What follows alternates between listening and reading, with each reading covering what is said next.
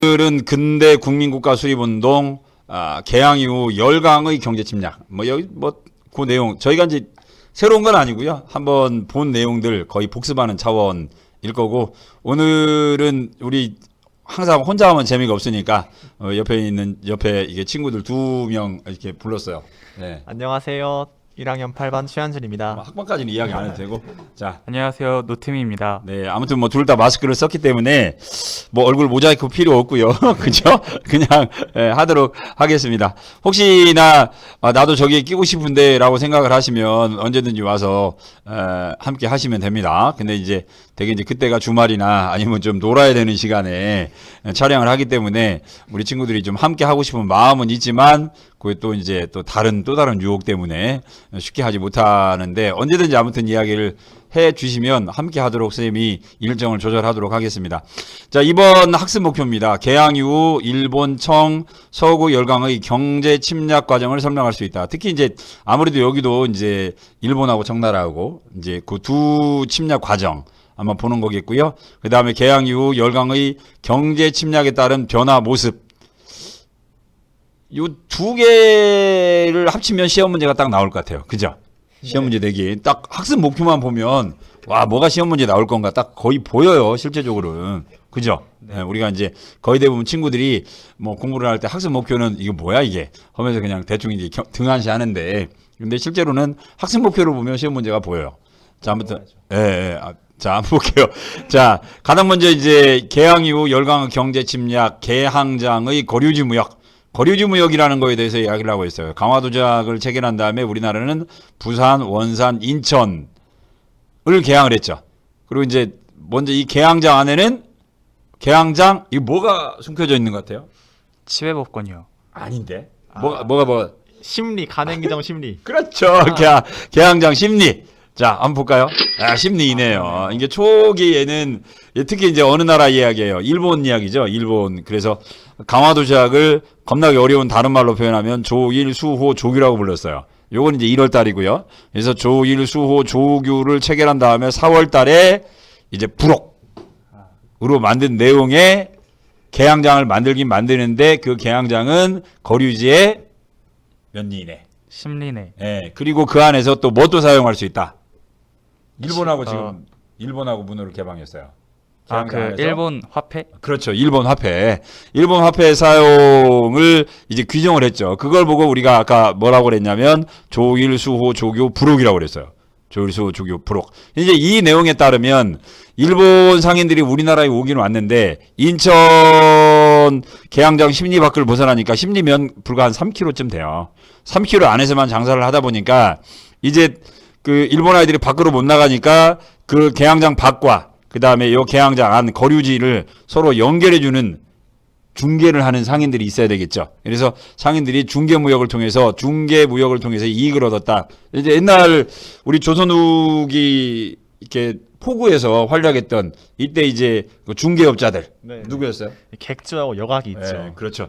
객주나 여각 상인들이 어차피 제가 금방 설명한 거 이제 말풍선으로 나왔고요. 금방 이야기한 게 조일수, 조규부록이고요. 그 다음에 이제 조금 늦게 이야기해야 되는 건데 이때 같이 조일 무역규칙도 체결했다고 그랬어요. 그죠? 무역규칙은 정말 일본 아이들 날로 먹었죠. 요 내용에 따르면 개항장 심리라는 규정이 있긴 있지만 그 안에서는 관세를 내지 않았죠. 그리고 양국의 무제한 유출이라는 건 어떤 의미일 것 같아요? 이게 일본인들이 자기 가져가고 싶은 마음대로 이제 공부를 가져갈 수 있으니까 이제 우리나라 사람들도 이제 많이 수출할 수밖에 없는 거죠. 사람들이 가져가 버리니까. 이게 실제로는 이제 양국의 무제한 유출은 일본 아이들이 우리나라에서 가져간 게 거의 대부분 쌀하고 또 하나 뭐라 그랬어요? 잡곡이요. 콩이야, 콩. 일본 아이들이 왜 그러냐면 일본이라는 섬에는 그 육류가 부족해요, 일본이. 육류가 부족하기 때문에 일본 아이들이 회를 많이 먹어요. 실제적으로 보면. 물론 바닷가니까 회가 많기도 하지만 걔들은 원래 거기에 포유동물의 숫자가 적었어요. 그러다 보니까 육류가 부족해요. 그래서 우리 오늘 점심 때도 비슷한 거 먹었는데 돈가스 있잖아요. 돈가스. 결국은 돈가스라는 게 뭐야? 고기 튀긴 거죠. 고기를 튀겨가지고 양을 원래 고기가 10g인데 이걸 얼마로 만드는 거예요? 50g으로 만들어서 불려 먹는 거잖아요. 이게 이 돈가스도 결국은 일본에서 만들었어요.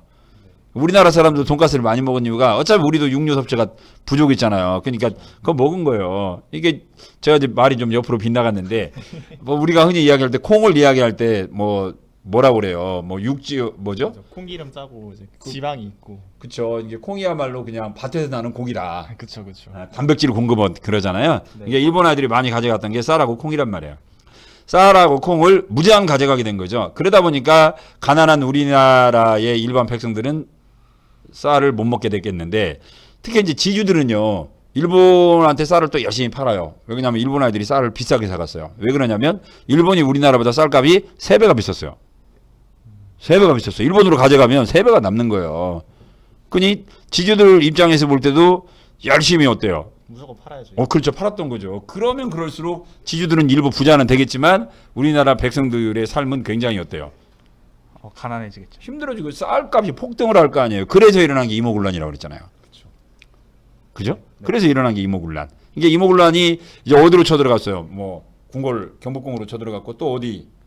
이제 일본 그 교관들 죽이고 뭐 일본 빨리. 경복궁 들어가고. 빨리. 일본 공사관이요. 그렇죠. 일본 일본 공사관. 공사관. 공사관을 이게 막 습격을 해서 막 불태우고 일본 상인들을 죽이고 했던 이유가 일본 애들 때문에 내가 굶주린다. 그거였는데 이제 그 내용과 관련된 게 조일 수호 조규 부록과 조일 무역규칙이죠. 그리고 이제 여기는 객주나 여각. 그러니까 초창기에는 이걸 보고 우리가 뭐라 불렀냐면 거리집 무역이라고 그랬어요. 자, 개항장에서 이건 좀 이따 나와야 되는데 영사대판권. 그죠? 영사대판권이라는 게 뭐예요? 누가 한번 이야기해 볼래요? 예. 이제 그 개항장 안에서 이제 그 일본인들이 예를 들어 외국인들이 들어와서 어떤 범죄를 저질렀을 때 이게 우리나라에서 심판하는 게 아니라 그 범죄를 저지른 외국인들의 그 각자 나라에서 심판을 하는 그런 거를 이제 영사 재판권이라고 하죠. 나라라는 객체가 좀 애매하잖아요. 근데 우리 일본 상인이 우리나라에 왔는데 일본 나라가 와서 재판을 할 수는 없는 거고. 그렇죠? 주어 사항이 그래서 굉장히 중요한 거예요. 이게 일본인이 예를 들면 인천에서 상업 활동을 하다가 죄를 저지르면 일본 나라가 아니라 일본 영사가 일본 법으로 재판을 하는 거죠. 아무래도 팔은 안으로 굽잖아요. 그러다 보니까 일본인들이 부산이나 인천이나 원산에서 상업 활동을 할 때 굉장히 편하게 상업 활동을 했겠죠. 그쵸? 이제 그거 이야기하는 거고요. 그 다음에 또 하나는 이제 일본 화폐도 사용할 수 있게 돼요. 근데 이제 우리 조상들은 이 당시 환율 개념이 없었어요. 자, 만약에 우리 태민이 친구에게 물어볼게요. 여기 똑같은 가치의 돈인데 달러하고 원화가 있어요. 어떤 거 가지실래요?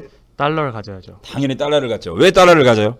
달러가 더 안정한 돈이. 그렇죠. 달러가 안정적이잖아요. 이게 우리나라 돈은 조금 우리나라 경기가 조금만 안 좋으면 어떻게 돼요? 돈 가치가 뚝 떨어지겠죠. 이게 달러는 거의 대부분 고정화되고 그다음에 우리나라 경기가 조금 안 좋으면 달러 가치는 올라간단 말이야. 근데 만약에 이 개항장에서 이렇게 일본 화폐하고 우리나라 상평통보 이걸 같이 썼다. 그러면 일본 아이들 우리 조상들의 아까 이야기한 대로 환율 개념도 없어요. 그죠? 그 다음에 똑같은 돈이라도 일본 돈 가치가 훨씬 커요. 그러니까 거의 뭐 영사재판권과 일본 화폐 사용 이 두 가지만 가지고도 일본 상인들은 솔직히 이야기하면 마음대로 장사를 할 수 있었겠죠. 예를 들면 100원짜리 그냥 50원 주고 사가고 그 다음에 지급권 50원짜리 우리한테 100원 주고 팔아먹고 이런 것들이 충분히 가능해서 실제적으로 1883년 원산에서는 이렇게도 거래가 됐어요. 제가 이제 우리 동영상으로는 한번 이야기했었는데 꽃병 하나가 쌀 2마리 가격. 소 2마리. 꽃병 하나를 소 2마리로 거래했다는 기록도 있어요. 그러니까 거의 이건 뭐 약탈무역이죠. 약탈무역. 이제 이런 것들이 이루어졌던 게 바로 이제 이런 조건들, 일본 화폐 사용과 같은 것들이 있었기 때문에 그랬어요. 자, 조일통상장정. 얘는 뭐죠? 조일통상장정. 혹시 설명할 사람? 태민이가 하겠다. 예, 그래요. 여기 있는 말풍선하고 아주 밀접한 관련성이 있어요. 최애국 대우. 들어가.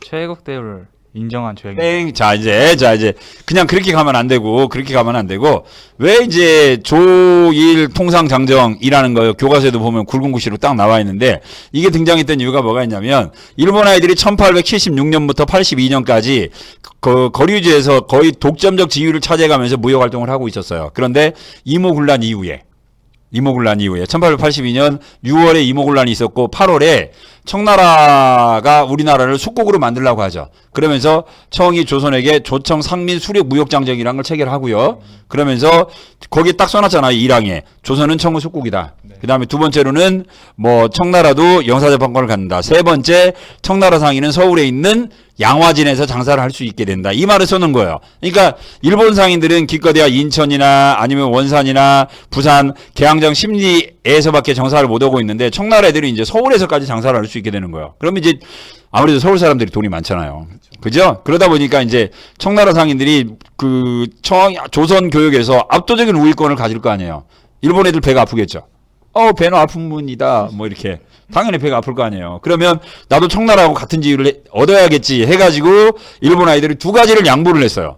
두 가지 양보한 거 뭐일 것 같아요? 이제 이제 원래 무관세로 이렇게 무역을 했는데 이제 세금을 내면서 이제 무역을 하게 됐고 그다음에 이제 원래 무제한으로 곡물 유출해 갔는데 무제한이 아니라 이제 방공령이라는 걸 만들어서 이제 뭐 제한할 수 있게 유출하는 제한할 수 있게 했고 대신에 이제 최국 대우를 이제 받아낸 거죠. 그걸로 해서 이게 이제 일본 아이들이 자기들도 하고 싶으니까 아우 정말 힘들게 관세 야 조선 너희 앞으로 우리 물건 들어오면 우리에게 세금 붙여. 그 다음에 만약에 조선이 흉년이 들어서 쌀이 없으면 그때는 우리가 쌀 안 가져갈게. 그럼 방공령 이런 것들을 약속을 해주고 최국 대우를 가져가서 청나라도 내륙에서 장사하니까 우리도 할게. 이걸 만드는 게 되는 거죠. 그러니까 이제 이모군란 이후에 이제 청나라와 일본 상인들의 경쟁이 어때요? 훨씬 치열해지게 되는 거죠. 이제 둘 다 내륙으로 들어오게 됐으니까. 근데 이제 그러면 그럴수록 우리 조상들의 삶은 어때요? 훨씬 더 어려워질 거 아니에요. 그게 나중에 동학농민혁명이 전개되는 배경 가운데 하나가 돼요. 아무튼 뭘 팔았지? 이제 그래서 이제 청나라와 일본이 우리나라 와서 경쟁적으로 이제 경제적 약탈을 해갔는데 뭘 팔았을까 우리가? 청이나 일본이나 둘 다 영국산 면직물을 우리나라에 가져왔어요. 이게 둘 다 어차피 지급가 아니에요. 지급가 아니고 영국산 면직물이 이때 싸요. 왜? 산업혁명이라는 걸 했어요. 대량으로 만드니까. 그렇죠. 이게 산업혁명이 이루어진 게 되게 이제 82년. 연도까지 그냥 1780년. 아무튼 이제 뭐 왓슨이라는 사람이 증기기관 만들면서 이제 산업혁명이 이루어지는데 그러면서 영국에서는 이제 면직물이 기계로 대량 생산이 이루어져요. 우리가 흔히 산업혁명이라고 하면 겁나게 어려운 용어로 인더스트리얼 레볼루션. 팩토리죠, 팩토리. 공장제 기계공업이에요.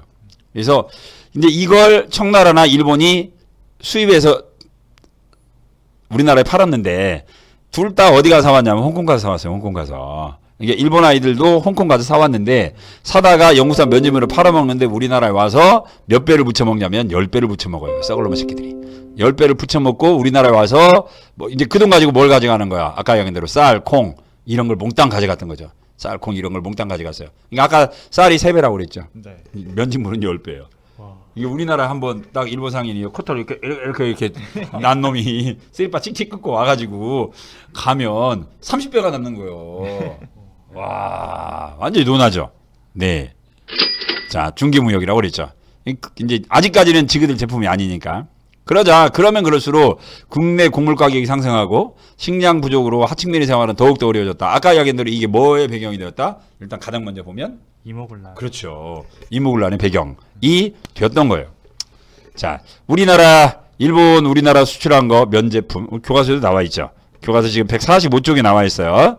그 다음에 주로 가져간 건 쌀하고 콩을 가져갔어요. 근데 이제 이제 쌀도 없고 콩도 없고 배도 고프면 돈이라도 어디서 나와야 되는데, 그죠? 그러니까 조선시대 돈 나올 거의 유일한 부업이 딱 두 가지예요. 부업이 하나는 여기 나와 있는 뭐예요? 쇠가죽? 아니죠. 하나는 뭐예요? 중개무역? 아니요. 면직물이에요, 면직물.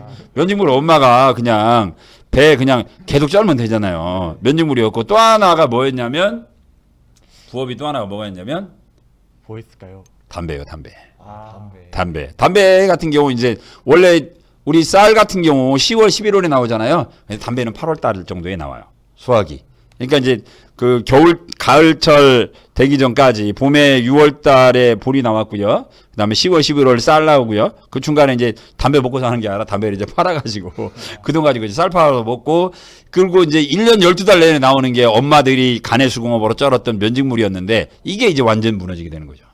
그러다 보니까 이제 그란이도 쌀값이 폭등했는데 돈 나올 때마저도 없으니까 이제 우리 이 당시에 살았던 우리 조상들의 삶이 훨씬 더 어려워졌던 거예요. 자, 조일 무역규칙. 시험 문제 나올 때는 조일 무역규칙이 아니라 요걸로 나오겠죠. 당연히. 그죠? 당연히. 요런 때 경제 상황은 어땠을까? 이 이모군란 전인 거예요. 이해하시죠? 네. 그 다음에 조일 통상정정. 얘는 이제 이모군란 이후예요. 그러면서 일본하고 청나라하고 이제 경쟁이 훨씬 더 심해지죠. 얘는 관세를 부과할 수 있다. 얘는 반공령인데 눈에 띄는 단어가 뭐예요? 반공령은 뒤에 보면 나오겠지만 실패로 끝나요. 왜 실패로 끝났죠? 여기 눈에 보이는 단어가 뭐가 있을까? 반공령 내용 가운데.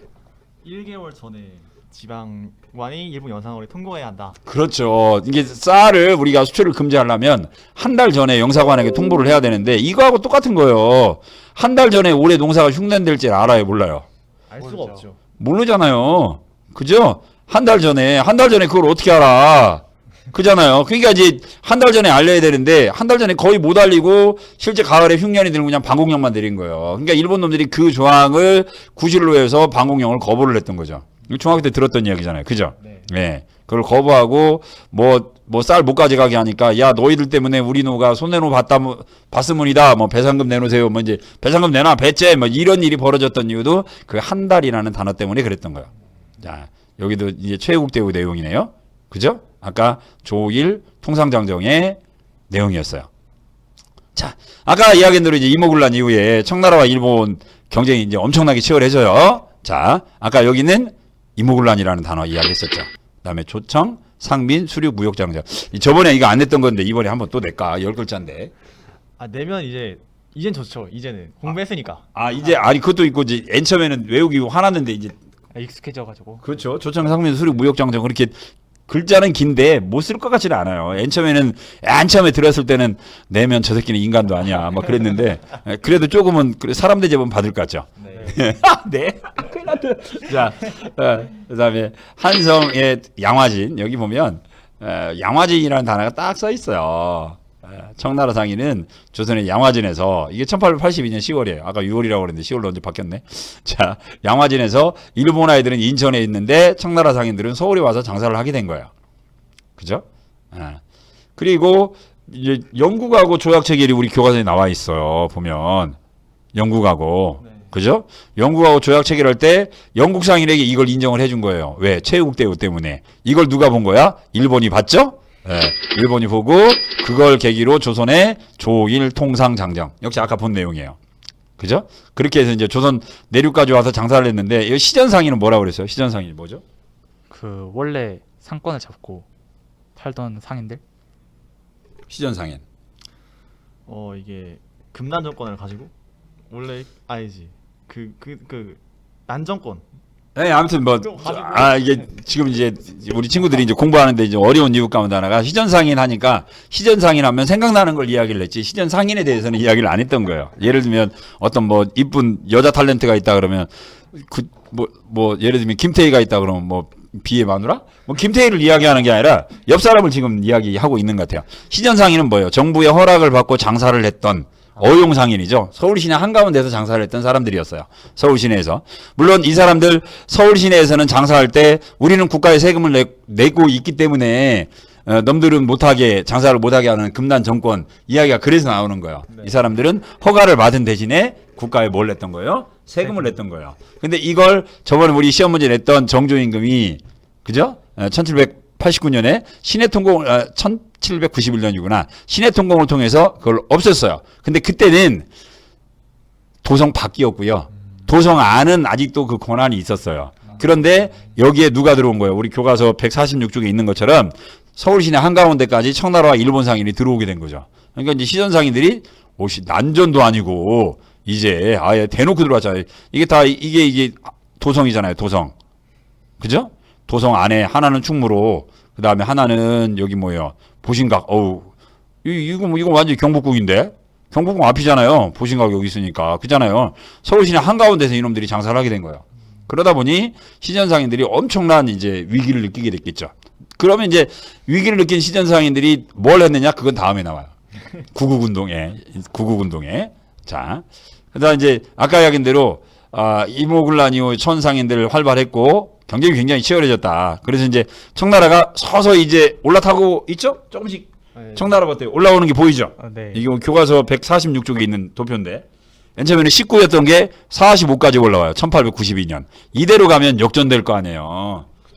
이게 또 이것 또한 일본이 청일 전쟁을 일으킨 또 하나의 원인이기도 해요. 결국은 이 조선에서의 상권을 지켜라. 그러다가 이제 청일 전쟁에서 일본이 이기면서 이제 청나라 상인들의 영향력은 다시 이제 뚝 떨어지게 되는 거죠.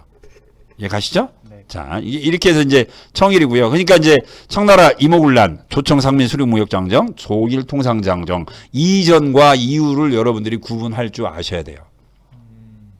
그러니까 예를 들면 이전에는 일본은 무관세, 그 다음에 양국의 무제한 유출. 근데 이후에는 관세, 방공령. 딱 구분되잖아요.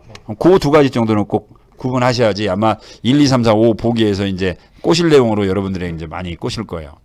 이해하시겠죠? 어떤 건가? 네. 그리고 이제 이게 이 문제의 유형이 이미 형성평가로 선생님이 좀 제시를 했어요. 그래서 형성평가만 좀 풀어도 다음에 시험 문제에 어떤 식으로 나올 건가라는 게 감이 잡혀요. 자, 아까 이야기한 대로 이모군란 이후에 객주나 여각이 이제 몰락하게 됐겠죠. 오케이? 네. 예. 얘들이 활약했던 건 거류주 무역 때만 활약을 했었기 때문에. 예. 자, 그 다음에 이제 열강이에요. 청일전쟁과 열강 이권 침탈이 본격화되었다. 무슨 사건? 알아서. 알아서. 뺏어야지. 러일 전쟁. 이런. 아, 이모군란? 이런. 알았는데. 이게 여러분들 두 명이 나름대로. 예. 통상좌. 야, 그게 이제 참 좋다는 게 이게. 아가파천. 예, 아가파천이에요. 다른 친구들이 지금 몇몇 친구들이 나중에 보면 저놈들 공부 잘하는 줄 알았더니 나하고 별로 차이가 없는 정도가 아니라 나보다 더 얘들이 지금 고2로 이렇게 이러고 있을 거야 아마. 그죠? 우리 열강 이권 침탈하면 아간파천 이야기했잖아요. 고종황제가 러시아 공사관을 피신하면서 러시아에게 하나씩 줬을 거 아니에요. 곳간에서 꽃감 빼먹듯이. 그러니까 러시아 주니까 일본도 프랑스도 영국도 미국도 그럼 나도 줘. 최애국 대우. 그렇죠? 그죠? 네. 그래서 열강 이권 침탈이 이제 본격화됩니다. 아간파천의 시기에. 그래서 여기 나와 있는 여기 블록 이게 다 우리나라에 돈 될 만한 것들 다 누가 가져간 거예요. 열강이 다 가져간 거죠. 아무래도 가장 많이 가져간 건 러시아다. 아무래도 아까 이야기한 대로 아라사 공사관에 고종이 있었기 때문에 칠년해각 광산개발권, 산림체발권 여기 두만강. 그죠? 네. 그다음 북쪽에 있는 광산은 러시아가 상당히 많이 가져갔는데 얘들은 아무래도 산림체벌권을 좀 많이 가져갔네요. 그죠? 심지어는 울릉도까지. 미쿡은 맨 처음에 이거 가져갔어요. 전기 전차. 뒤에 보면 이제 우리나라 이제 근대문물 수용 요거에 나올 텐데 전기 한성 전기회사라고 해서 우리나라가 참 전기 이야기 나왔으니까 우리나라가 동양 최초로 전기 부른 나라예요. 1887년. 에디슨이 전구를 발명했죠. 발명한 지 10년도 안 돼 갖고 우리나라에 전기를 설치해요. 그러니까 에디슨의 전구다마가 동양에서 1호로 설치된 나라 코리아. 일본보다 먼저였어요. 에디슨 거. 오케이? 네. 와, 실제로는 에디슨은 부르려고 했는데 불렀으면 이제 난리 났겠지. 그 당시에는 근데 에디슨이 누군지도 그 당시에는 그냥 전기 그냥 기사일 뿐이에요. 근데 에디슨이 이생해갖고 딴 사람이 왔었는데 진짜 에디슨이 오려고 했었대요. 와갖고 사진 딱 하나 있으면 그냥 에디슨이 완전히 롤모델이 되는 건데 왔으면 에디슨 위인전이 10배는 더 많이 팔리지 않았을까. 그리고 애들 또 에디슨 흉내낸다고 똘지들 더 많이 하지 않았을까. 뭐 달걀만큼 다 품고 있지 않나. 이제 아무튼 전차 1899년이에요. 철도도 맨 처음에는 미국이 가져갔는데 이건 이제 결국은 일본이 가져갔죠. 근데 그러면 이처럼 미국이 의외로 많이 가져갔잖아요. 누가 있어서 그랬냐면 갑신정변 때 의사 이름을 알렌 누구죠? 네 알려줬잖아. 알렌? 그렇죠. 이름을 알렌. 알렌이 저기 우정국에서 21방 칼빵 맞았는데 이거 살렸다고 그랬잖아. 민영익을. 그 대가로 그냥 백지수표예요. 백지수표. 알렌 여기 딱 나와 있잖아요. 그래서 그 대가로 물론 알렌은 학교를 만들어요. 배제학당이라든가 경신학교도 만들었고 최초의 병원이었던 광해원도 만들고 그죠? 예. 만들기도 했지만 많은 미국인에게 중개도 하기도 해요. 이권을. 그래서 등장한 대표적인 광산이 운산광산이에요. 우리 영어로 금을 뭐라고 부르죠? 골드. 골드 말고. 골드 말고 영어로. 몰라요? 머니? 아, 노다지잖아요. 노다지가 왜 뭐야? 노터치. 아. 노터치. 아 그래. 왜 그러냐면 운산강산에서 조선인들이 금맥을 발견했어요. 그래갖고 와 금이다 금 하니까 이게 여기 있는 이제 미국인이 여기 이제 저 관리자가 있을 거 아니에요. 헌트네 헌트. 헌트라는 놈이 금을 막 만지라고 하니까 노타치 그러니까 뭐라는 거야? 야 쟤들은 금 보고 노타치라고 하나 봐. 그게 노다지가 된 거죠. 몰랐었어요? 몰랐어요. 어우씨, 이 책에도 없는 내용인데 내가 쓸데없이 가르쳤네요, 그러면. 근데 이 운상강사를 민비가 알렌에게 30만 원에 줘요. 그런데 뒤에 보면 이제 우리가 국제부상운동이라는 거 배우잖아요. 근데 이 광산 한학에서만 1935년까지 미국에서 가져간 금이 4,500만 원어치를 가져가요. 그러니까 여러분들이 이권하면 그냥 금값 따잖아요. 근데 30만 원 주고 샀는데 우리 빚이 1,300만 원인데 광산 하나에서만 가져간 이익이 4,500만 원. 그러고 보면 민비 명성황후나 고종은 바보죠. 가상 일기 다시 쓰려니까. 이런 거 알면 어때 진짜. 후회할 것 같아요. 일기에다 쓸 것 같지. 내가 참 바보처럼 살았구나. 그죠? 너도 다시 쓰세요. 그러니까 팩트를 알면 이게 쌤이 왜 이런 숙제를 냈을까라고 하는 거에 대한 좀 답이 좀 될 것 같아요. 느낌이. 자, 1번. 자, 물론 금강도 가져갔고요. 철도부들 거는 나중에 다 가져가죠. 맨 처음에는 경인선, 서울하고 인천, 미국 건데 일본이 가져가요. 그 다음에 경부선, 서울 부산인데 경부선이 아니라 경의선인데 잘못 썼다. 경의선. 서울 의주 걸 프랑스 애들이 사갔는데 프랑스 애들이 돈이 없어서 개발을 못해요. 이걸 정부가 다시 가져왔어요. 이거 우리가 할래. 그런데 이걸 일본이 그냥 뺏어가죠. 경의선입니다. 서울 부산은 이건 원래 일본 거였어요.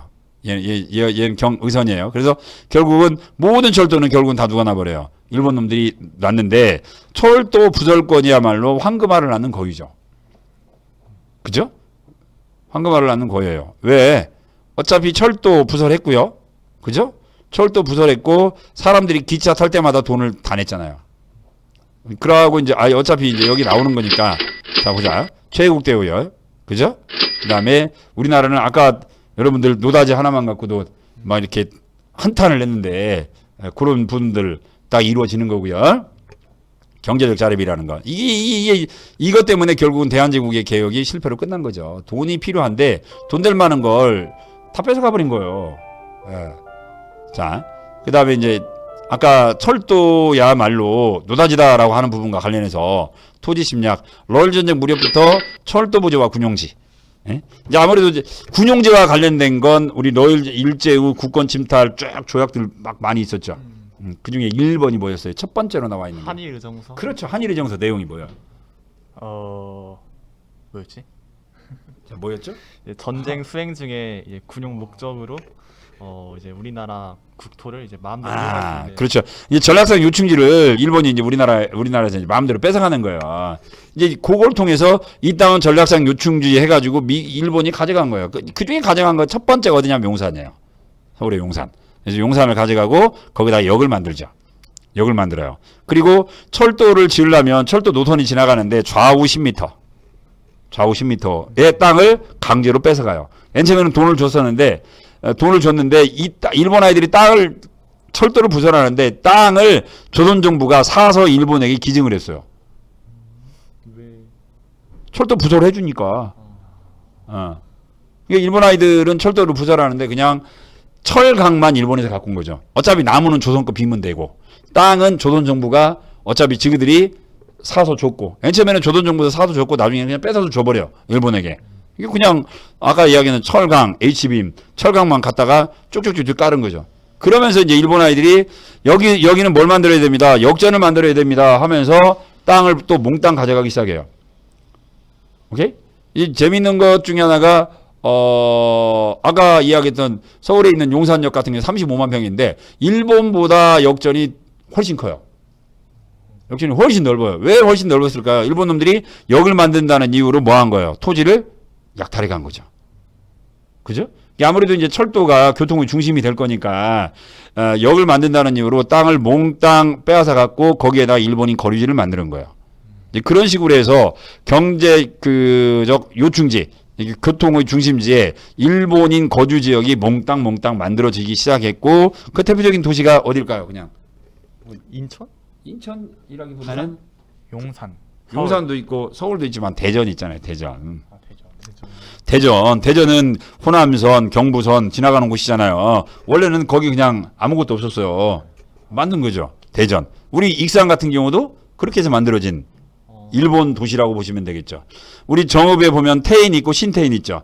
그것도 이때 철로 만들면서 일본 아이들이 토지를 약탈해서 만든 도시예요. 의주도 보면 의주 따로 있고 여기 교과서 보면 의주 따로 있고 신의주 따로 있죠.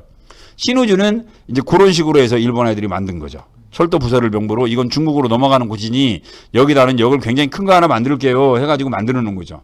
이런 식으로 해서 철도 부서를 통해서 일본 아이들이 우리나라에서 이제 본격적인 토지 약탈을 했고요. 그리고 이제 이 약탈한 토지를 1908년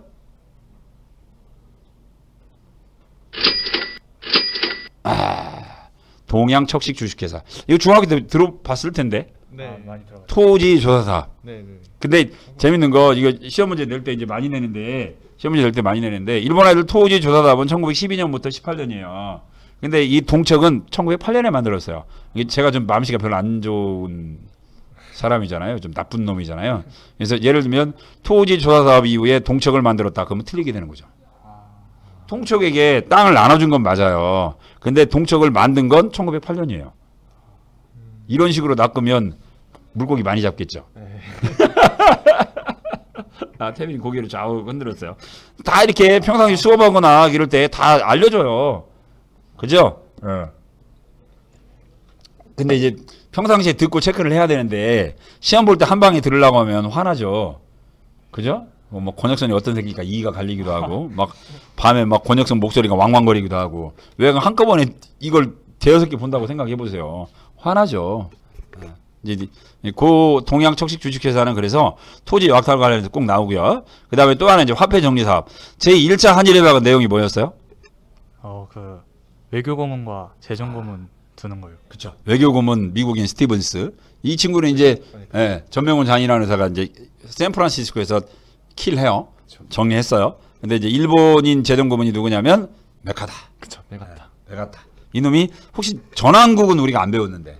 이제 우리나라 최초로 해서 이제 화폐를 만들어낸 그렇죠. 이게 이제 전환국이 1883년에 통리기무하문에서 만든 아니구나 이모군란이니까 아니었고 이모군란 이후에 이제 우리나라가 이제 근대적인 의미에서 화폐를 만들어야겠다 해갖고 만든 화폐 발행 기구가 전환국이에요. 전환국을 폐쇄를 하고 일본 제1은행을 만들어요. 니혼 다이치 긴코.